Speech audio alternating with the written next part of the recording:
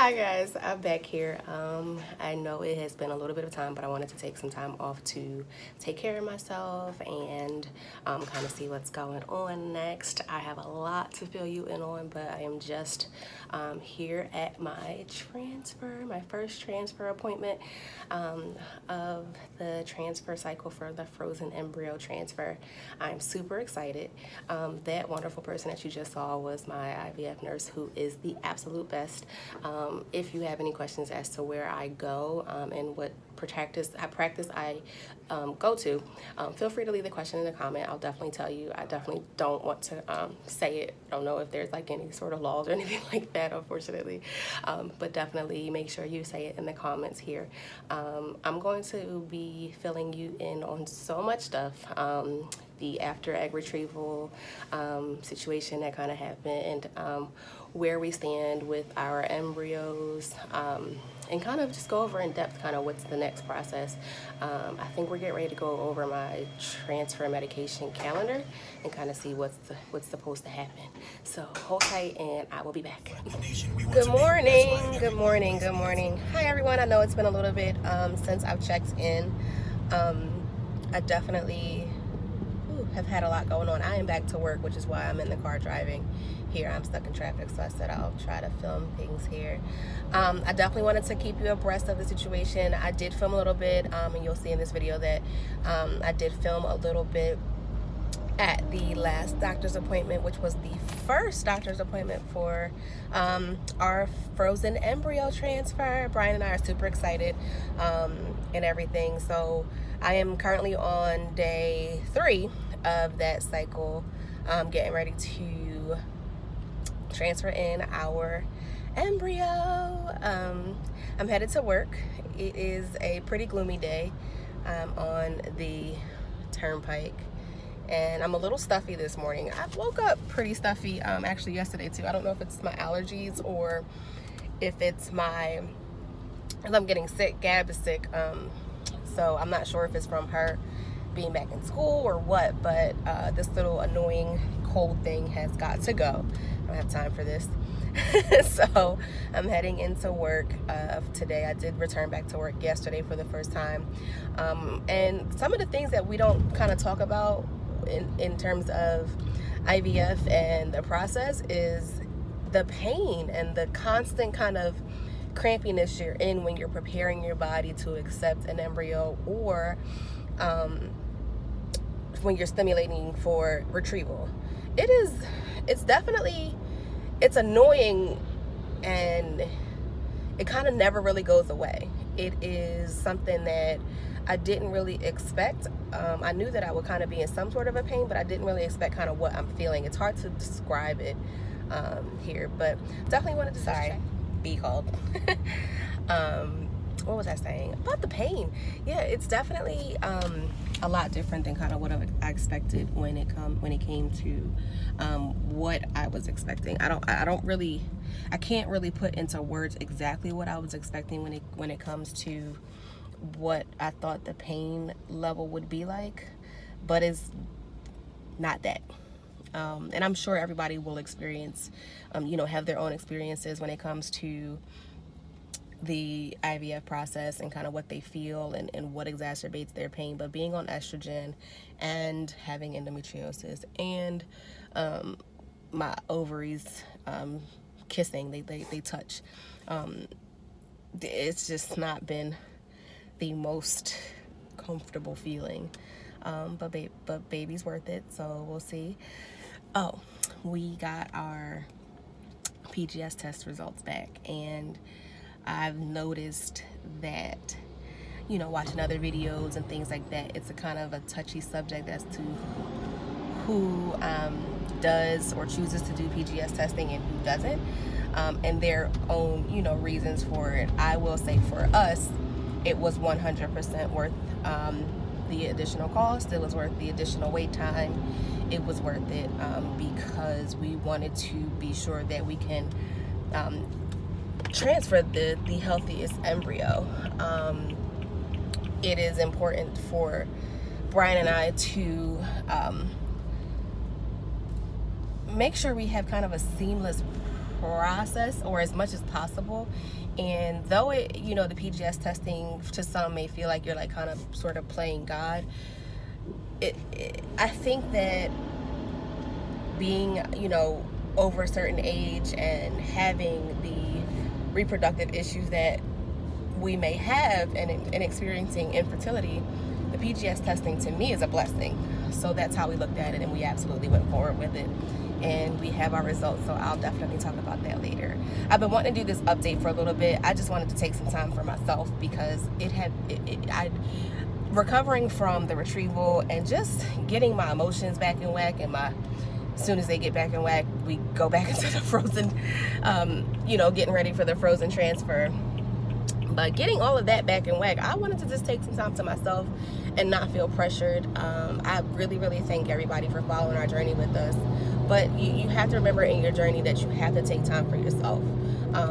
Everybody is rooting for you. Everybody is, you know, on your side and supporting you. But if you don't take that time to support yourself, then you could find yourself kind of a little bit on the crazy side. And we don't want to do that. We don't want to add any additional stressors to our lives while we're going through this. So I took some time.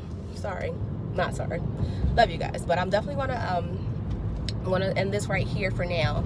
And I'll be back in a little bit to talk about the PGS results and kind of when we're doing our frozen embryo transfer.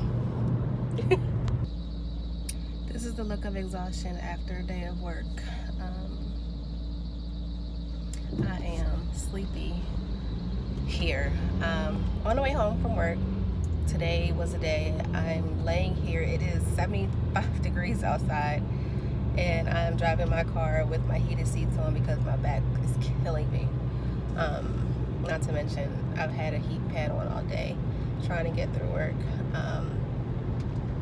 That is one thing that we don't talk about, is this pain, child. It's pain. Hope everyone's day is doing well. It's doing well. We are just kind of ending up on day 3 of prepping for my frozen embryo transfer. I've been wanting to get a lot of information out to everybody, so we're doing that. I have to do it in the car because I feel like if I get home, I want to sit down and just relax. And not kind of do anything other than lay down in the bed and go to sleep. But I wanted to get some information out to you guys. So nonetheless, so this calendar, preparing for a frozen embryo transfer is something that is completely different than what I expected. So I thought that STEM would be kind of the hardest portion of the IVF process. I didn't realize that the calendar for frozen embryo transfer is so much more in depth than the STEM calendar, because the dosages change a little bit throughout the days that you're preparing for your transfer, because your body has to prepare itself to accept an embryo that is 5-6 days old in a woman who's not technically 5-6 days pregnant. So I have to basically trick my body into thinking that I'm 5 or 6 days pregnant by, you know, taking, you know, the hormones and things like that. So this calendar that I got, I'm going to show you guys, it's crazy. It's super crazy. But in this process, I've been looking at videos all over YouTube, progesterone and oil shots. And I am super nervous for some reason about that shot, because I think I'm just nervous of the unknown. I take pain very well for the most part. But I guess it's just fear of the unknown. Sorry, you saw half my head. But I guess it's just fear of the unknown. I think that once I do it a couple of times, then I'll be okay. But I definitely, the needle's bigger. It's about 1.5 inches, and it's thicker. So then kind of the other needles that we have to give when we're doing STEM. So we'll see. People are, I'm driving, so I should probably put this down, which I'm going to, but people are driving super crazy. So we'll see. So here you see a brief overview of our calendar. As you can see, it's literally mapped out by day and date. and it gives us an overview of exactly kind of what we'll be taking and what, whether it's morning or night, and where we'll be starting to take any of the progesterone oil shots, where our transfer is, and what we can expect after transfer in terms of medications and where we will be needing them, and when our beta testing will be. So y'all remember how I said I was going to try to do this update in the car so I didn't come home and get into bed? I lied. I don't feel good. And I definitely just wanted to finish this video. So here we are. So I wanted to talk about the PGS testing. PGS testing is pre-implantation genetic screening. Pre-implantation genetic screening. And it's a test or a series of tests that gives a little bit more of an insight as to what embryos that were biopsied are normal, abnormal, or there is a kind of gray area called a mosaic, where there are both some abnormal cells and some normal cells. We had, I think last update I was able to tell you guys that we had 12 eggs that fertilized. So we had 12 embryos all the way up until day 5. Day 5, the 12 dropped to 6. So that's the 5 that made it to blast, and we biopsied those 6. Those 6 embryos on day 5 were biopsied for testing. The testing results, cells, the biopsy cells were sent off, and we got the results back under a week. They were sent out on a Monday. We got the results on a Sunday. So out of 6 embryos, we only had 1 that was normal. 2 were mosaic and 2 were abnormal. 1 was non-concurrent, meaning that the cells that they biopsied, there wasn't enough information for them to definitively determine if the embryo was normal or abnormal. So it's not concurrent. So if we, God forbid, if this cycle were to fail, we would retest the non-concurrent one first before any of the other embryos, and kind of see where we stand with that before doing any sort of additional stem cycle with ovarian stimulation again, because I don't want to do that again.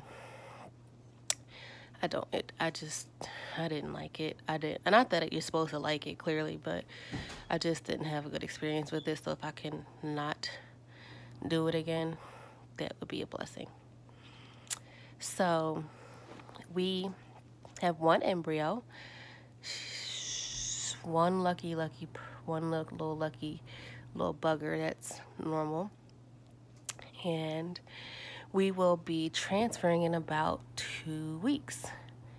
I'm super excited. I'm nervous, I'm scared, I'm all of the above. But I am hopeful and praying to God that this works. Nothing in life is 100%, so I'm keeping my faith that my emotions stay in whack. If, no matter the outcome, this is a blessing to be able to be in a position to even do it. And, a lot of people really want to but can't afford it, so I'm blessed all the way around. So, but I really, really, really, really want this to work.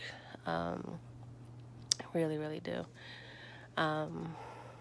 It's been emotional. It's very hard to control your emotions all the time. Like when I came out of the egg retrieval, I just started crying for no reason. There was no sort of, this is weird. I was just crying. I was like, what the heck? Man up. No. I mean, it's perfectly fine to do whatever you need to do. If I could say one thing, allow yourself to feel everything that you feel when you're going through this. Don't be, mean just for the sake of it, but don't try to mask what you're feeling to protect anybody else. Your body has to be allowed to experience what it's experiencing when you have so much hormones in your system and your body's going through so many different changes physically, mentally, emotionally, and it's just a lot. It's a lot. And we start to blame ourselves for certain things, or think if we could have did anything different, would we be in, you know, having to go through this? Would we be experiencing infertility as a couple? And it's just how I've come to,